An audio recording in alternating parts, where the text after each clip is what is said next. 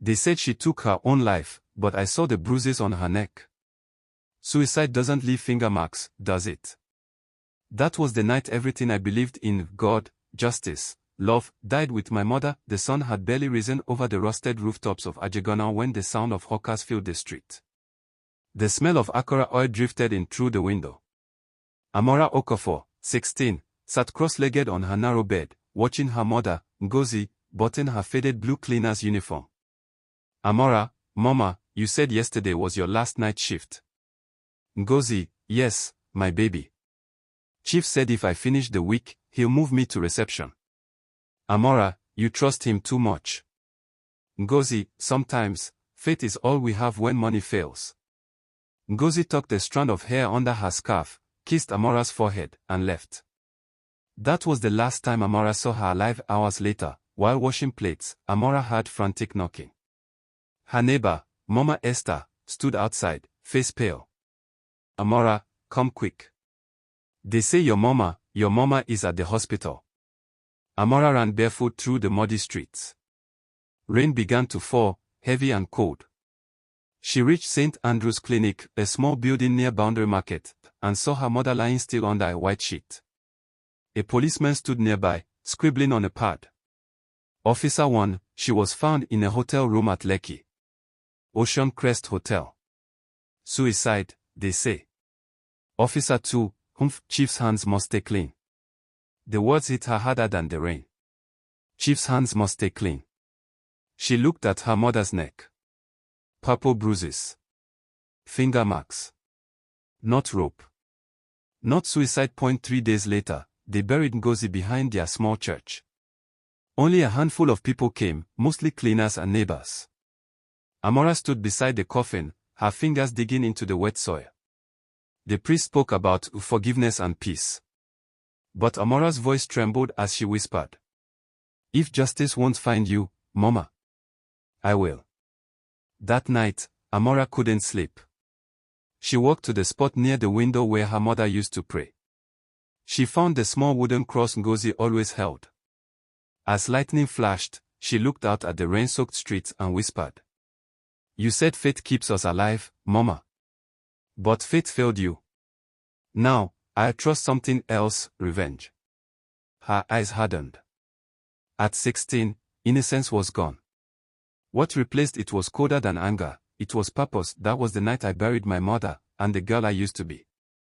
From that grave, something else rose, something patient, quiet, and merciless. I didn't know it yet, but Lagos would remember my name. They say time heals all wounds. But what if your wounds are carved too deep for time to touch? 4 years had passed since Amora's mother died. Yet, every morning, she woke up with the same nightmare, a door closing, a body falling, and that same voice whispering, "The chief's hands must stay clean." Location, University of Lagos campus, Yoba. The sun was sharp, reflecting off the lagoon. Students laughed, rushed to classes, filled cafeterias. But Amora Okafor walked through it all like a ghost wearing a borrowed smile. She had earned a partial scholarship, studying psychology, ironically. She wanted to understand how people lied, how guilt moved through their eyes, how corruption wore a smile. Amora, if I could learn what made monsters human, maybe I could become one and never feel sorry. At the hostel, she met Sarah, her roommate, bright, talkative, with dreams of modeling. Sarah was the light to Amora's darkness. "Sarah, you barely talk, Amora. You're too serious for your age." "Amora, some of us grew up faster than others." Sarah laughed, but behind that faint smile, Amora hid an ocean of rage. One afternoon in the school library, while flipping through psychology journals, Amora stumbled upon an article about memory and trauma. People who can't forget are doomed to live in the past. She whispered under her breath, "Then I'm already dead." The librarian, an old man, noticed her expression. "Librarian, you look like someone searching for truth." "Amora, truth died with my mother." He frowned but said nothing. Later that evening, she took a bus home. As it passed through Ikoyi, her eyes caught sight of a billboard, Ocean Crest Hotels, Lagos' finest luxury. Her hands clenched into fists. The wound reopened. In that moment, she knew her destiny wasn't forgiveness. It was retribution. Back in her hostel room, she began what would later become her infamous record, a small brown notebook titled Names Worth Burning. She wrote the first line. The chief's hands must stay clean, find whose hands are dirty. Each night, she'd research the hotel, read articles about corrupt businessmen in Lagos, powerful names that appeared in news scandals. She clipped photos, drew circles, made connections like a detective possessed. Sarah once caught her staring at newspaper cutouts. Sarah, Amora, what's all this? Are you investigating someone? Amora, just studying how power hides behind charm. Sarah, you're starting to scare me. Amora, you should be. One night, Sarah convinced her to attend a social mixer at Eco Atlantic Lounge. Amora hated parties, but she went. Wealthy men filled the room, drinking, laughing, bragging. That was when she saw him, Chief Kinobi, the man from her nightmares, speaking on stage about youth empowerment. Amora, the devil wears Italian suits. She froze, trembling. But she didn't approach him. Not yet. She wanted to understand his word before she burned it. That night, a wealthy older man approached. Days turned into months. Amora kept her grades high, but her nights were restless. She often sat on the campus rooftop, staring at the lagoon lights of Lekki. Amora, people look at Lagos and see wealth. I look at Lagos and see graves dressed in gold. She started to dream vividly, her mother standing by a hotel door, whispering her name. In every dream, when Amora reached her, the door slammed shut. One night, she woke up screaming. Sarah rushed to her bed. Sarah, Amora. You're shaking. Amora, she won't stop calling me. One morning, while crossing the third mainland bridge on her way to class, Amora watched a man throw a plastic bottle into the lagoon. It floated, aimless, powerless, like her mother's justice. She whispered. Maybe it's time I stopped floating. That night, she stood in front of her mirror and stared at herself for a long time. Amora, if truth is buried under money, then I'll dig with sin. She applied lipstick for the first time in years. In her reflection, the innocent girl was gone. What looked back was something sharper, colder. The birth of Luna had begun. Every saint was once a sinner with good intentions. And every sinner started with a reason they believed was pure. I didn't want to be like them. But Lagos doesn't let good girls survive. So I learned how to play the devil's game. They say the first time you sell your body, you lose your soul. But the truth is, I'd already lost mine years ago. That night, Amora Okafor died. And Lagos met Luna. She stood before her mirror. Same eyes. Same scars. But a new name burned on her tongue, Luna. No one would ever hurt her again. No man. No system. No chief. From now on, I use what they want to get what I need. Sarah didn't understand. Sarah, Amora, what's happening to you? Amora, nothing's happening to me, Sarah. It's what's happening to them. Location, Victoria Island, the Velvet Room. A private lounge known for politicians, oil moguls, and secrets. She walked in like she'd belonged there all her life. Perfume thick in the air. Men's laughter cutting through smoke.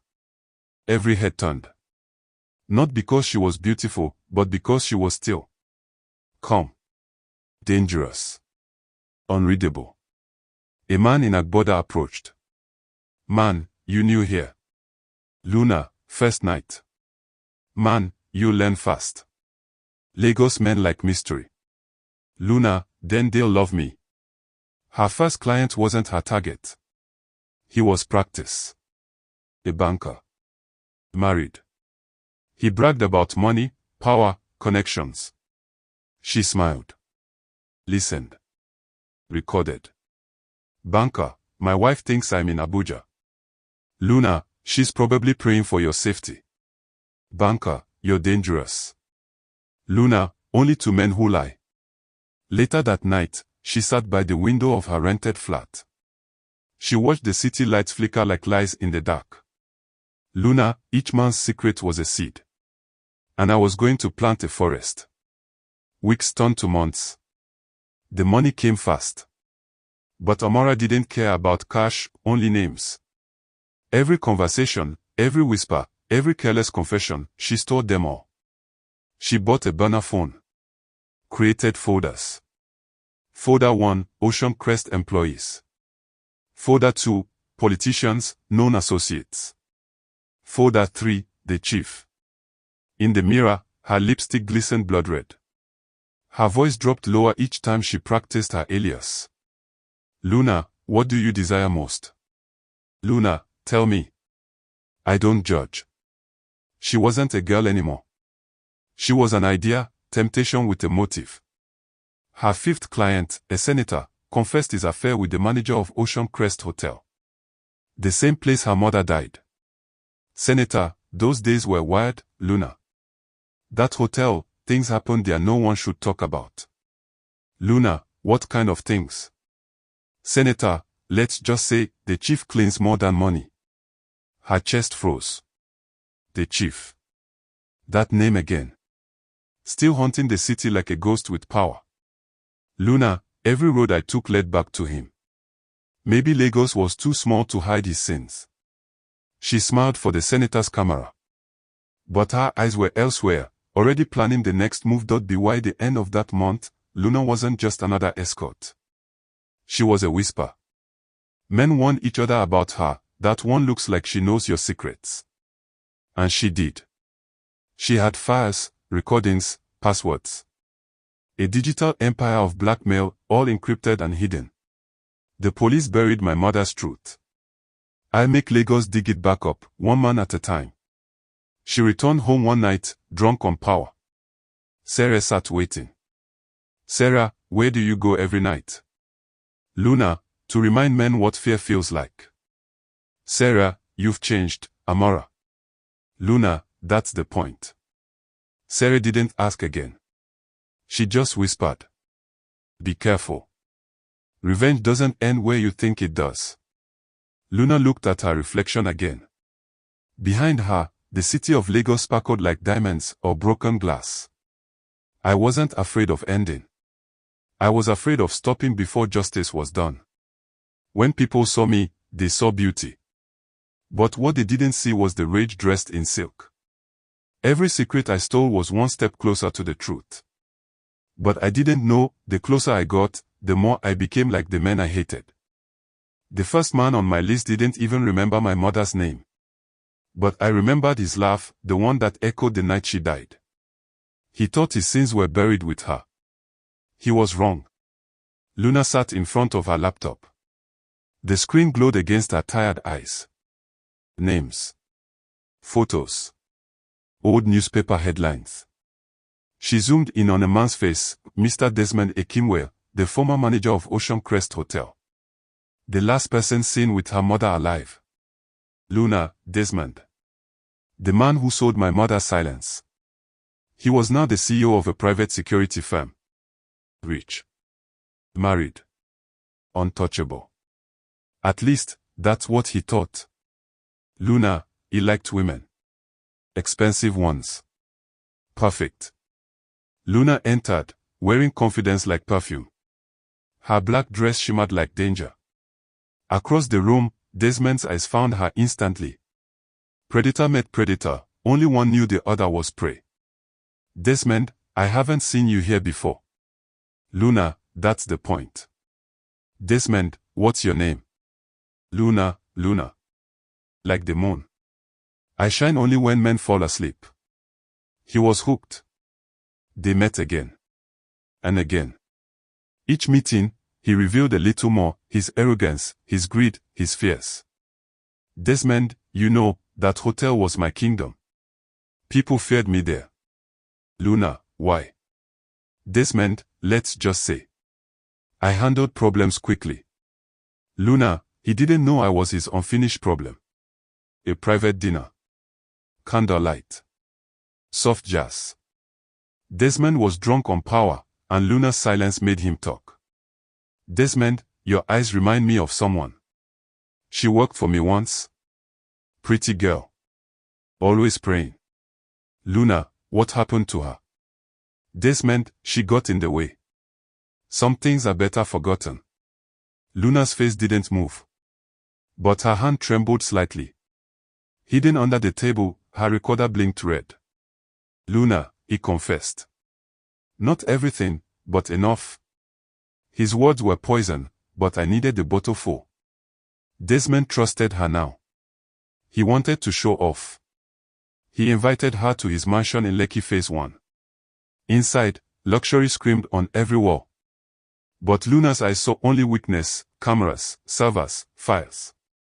While Desmond showered, she searched his study. Drawers. Cabinets. Locked safe. Documents. Photos. Transfers. All linked to Chief Benson, the same man who'd once silenced the police investigation. Luna, you're still cleaning his blood money, aren't you, Desmond? She took photos. Files. Voice recordings. Evidence that could burn reputations.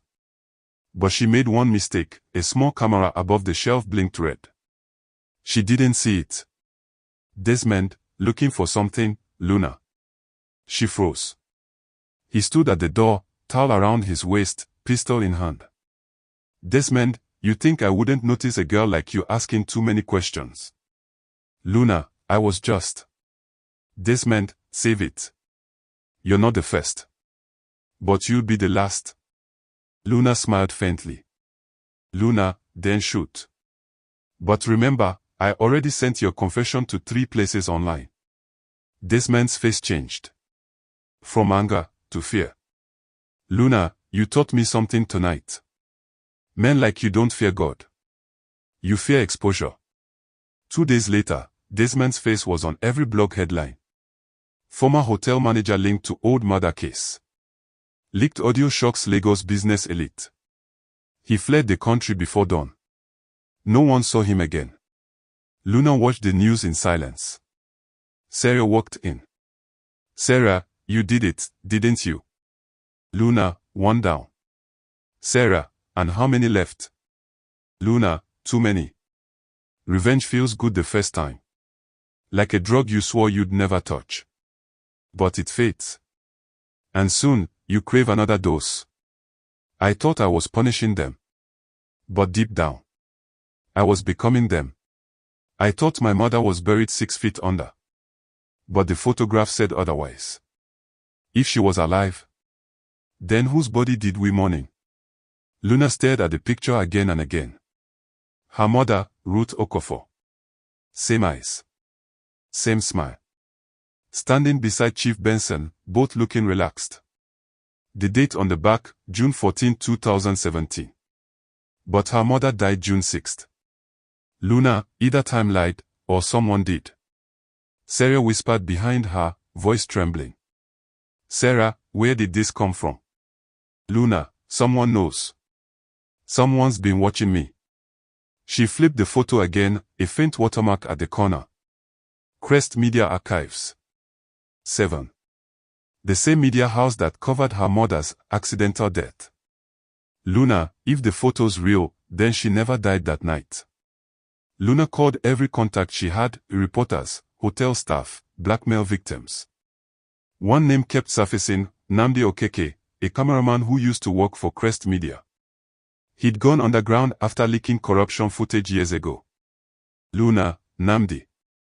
I need information on a photo from 2017. Ocean Crest Hotel.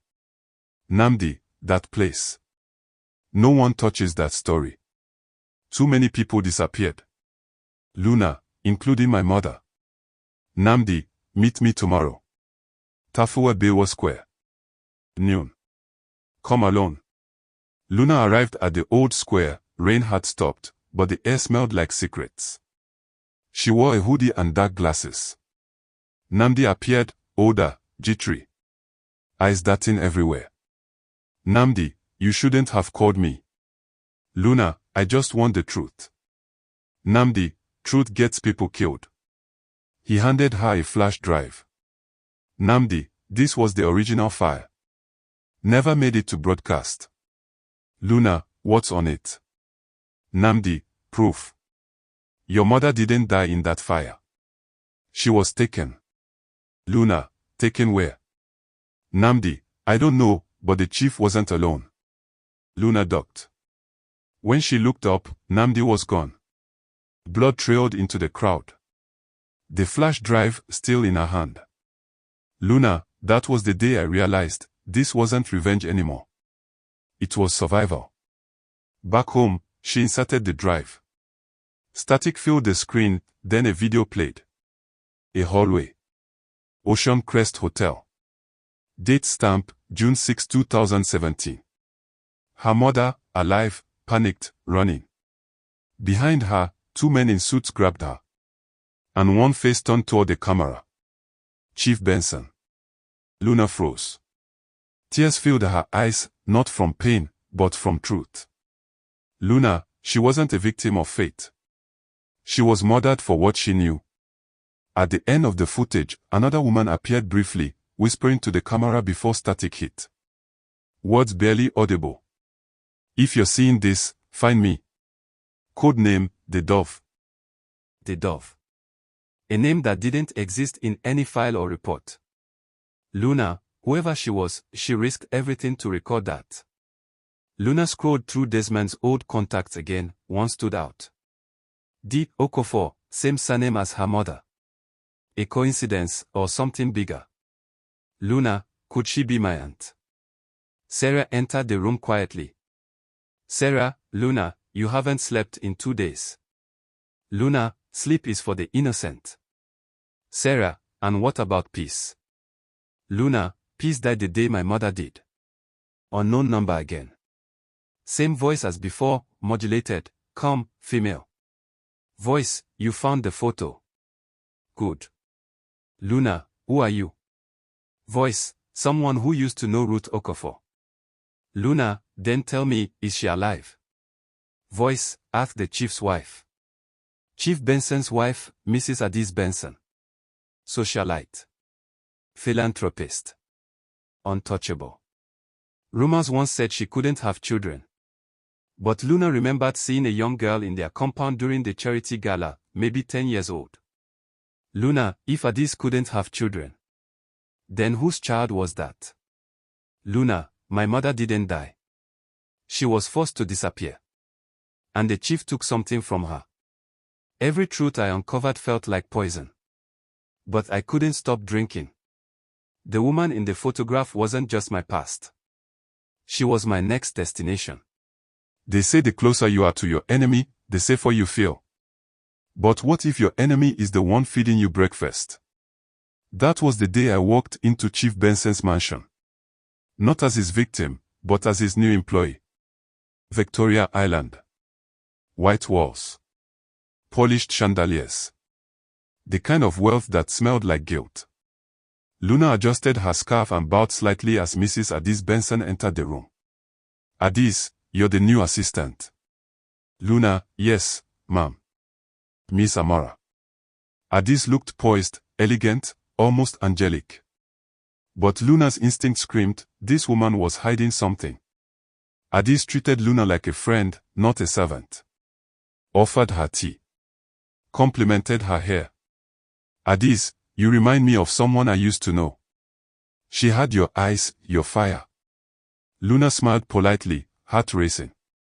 Luna, if only she knew she was looking into Ruth Okofor's daughter. Every corner of the mansion had photos, awards, charity events, political dinners.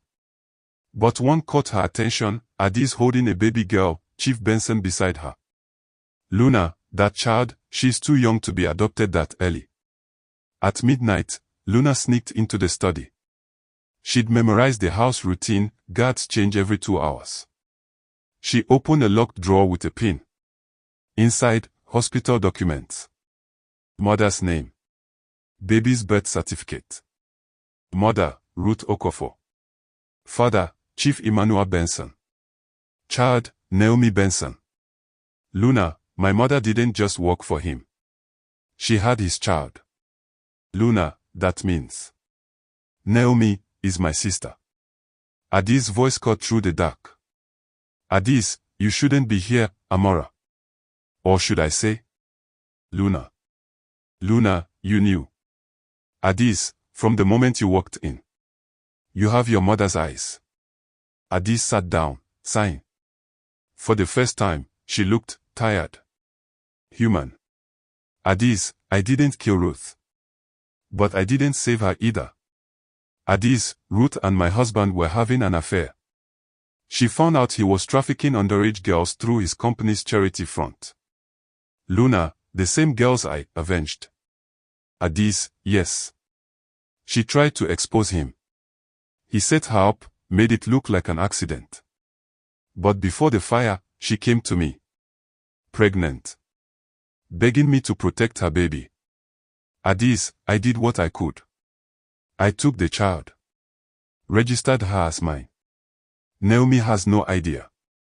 Luna, so my sister lives under the same roof as the man who killed our mother. Adis, now you know. What will you do? Luna, end it. Every bit of it. Adis, be careful. The chief doesn't forgive betrayal twice. Adis handed Luna a small silver key. Adis, this opens a safe in his private office. Inside, the files your mother died for. Luna stood outside Naomi's room. The little girl slept peacefully, clutching a teddy bear. Luna, sleep well, little sister. You don't know it yet. But your mother's blood runs through both of us. Chief Benson entered the dining room, adjusting his cufflinks. He smiled at Luna, oblivious. Chief Benson, Amora, fetch me the blue file from my office. Luna, yes, sir. Luna, he wants the blue file. He doesn't know I already have the key. I came for revenge. But what I found was blood. My blood, living under the same roof as the man I swore to destroy. Now, it wasn't just justice I wanted. It was redemption. Step away from the safe, Luna. She froze. Turned around slowly. It was Sarah. Her friend. Her only ally. Gun in hand. Luna, Sarah, what are you doing? Sarah, I told you not to dig deeper. You weren't supposed to find this. Luna, you're working for him. Sarah, I'm working for whoever keeps me alive. Luna, you sold me out. Sarah, you sold yourself the moment you came here. Luna lunged forward, knocking the gun aside. They fought, chaos in darkness. Luna, you were my sister. Sarah, then stop making me your enemy. The smoke cleared. Sarah clutched her arm, bleeding but alive. The gun lay on the floor between them. Luna grabbed the documents, heart pounding. Luna, I didn't come this far to die in silence. She sprinted through the back door, clutching the evidence to her chest. Security lights flickered. Voices shouted behind her. Guard, stop her. Stop that woman. She jumped into the driver's seat of a parked car, Adis sedan. Engine roared to life. Tires screeched. Luna, hold on, Mama. I'm almost there. Luna uploaded the files. Hundreds of photos appeared, politicians, doctors, charity workers. All linked to Chief Benson's foundation. And in one video clip, her mother, crying. Ruth, if you see this, they are killing the girls. And if anything happens to me, protect Naomi. Luna, I will, Mama. I promise. Luna uploaded the files. Hundreds of photos appeared, politicians, doctors, charity workers. All linked to Chief Benson's foundation. And in one video clip, her mother, crying. Ruth, if you see this, they are killing the girls. And if anything happens to me, protect Naomi. Luna, I will, Mama. I promise. Voice, you made a mistake, Luna. Luna, who is this? Voice, the man in the photo. Luna, Dr. Keynes. Voice, we should talk. Before Chief Benson finds you first. In Lagos, truth travels slower than lies. But once it starts moving, nothing can stop it. The safe was open. And now, the war had begun. He said he wanted to talk. But when the man who holds your mother's ghost calls, you don't meet him for conversation. You meet him for confession. Dr. King is the name behind every secret. And the truth my mother died protecting. Luna arrived at an abandoned hospital compound on the outskirts of Yoba, Lagos. Broken windows. Cracked paint. A place where medicine once healed, and then hid evil. Dr. King stood by an old operating table, his face half covered by shadow. Calm. Calculated. But his eyes, haunted. Dr. King, you look just like her. Luna, you knew my mother. Dr. King, I loved your mother. Dr. King, Ruth worked with me. We discovered what Chief Benson was doing, using his foundation to smuggle girls for illegal organ transplants. Dr. King, she wanted to expose him. I told her to wait. She didn't. And that night, she paid the price. Luna, you could have saved her. Dr. King, I tried.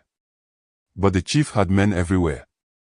Dr. King, before she died, she told me something. Something I swore I'd never repeat. Luna, tell me.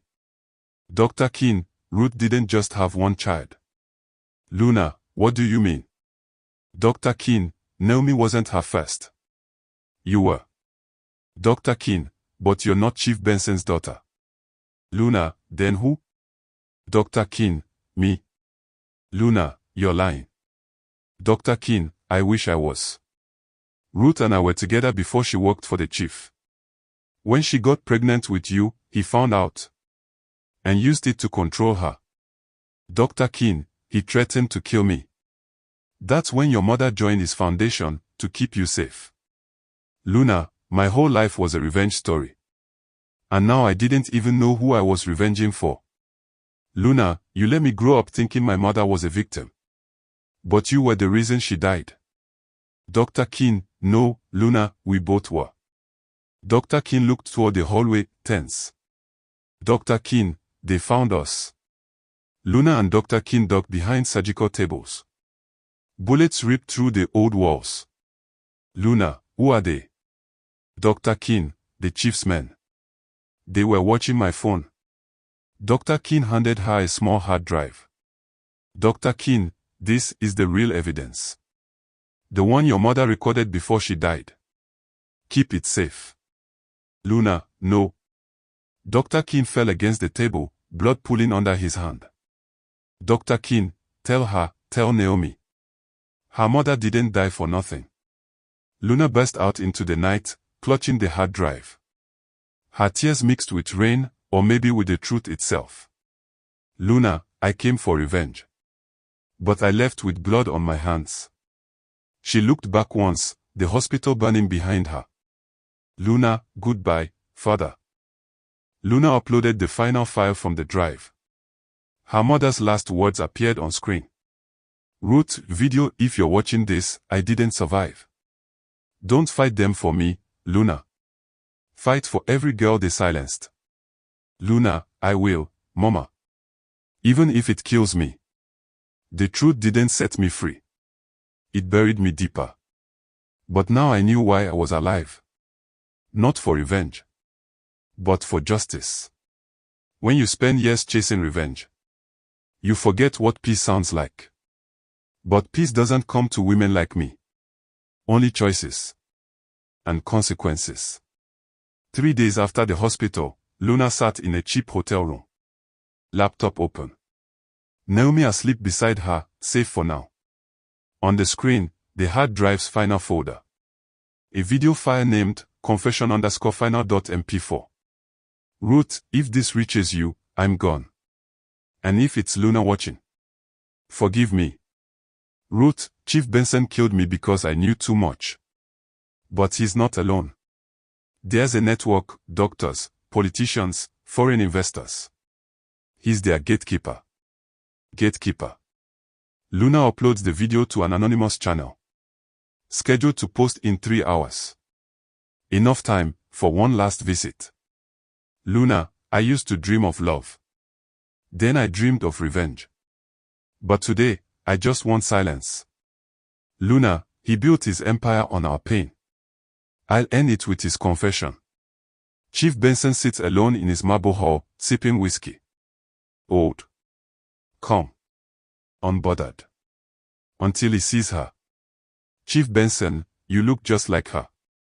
Luna, you said the same thing to my mother before you killed her. Chief Benson, so, you finally know. Luna, everything. Chief Benson, then you know why she died. Some secrets feed nations. Others destroy them.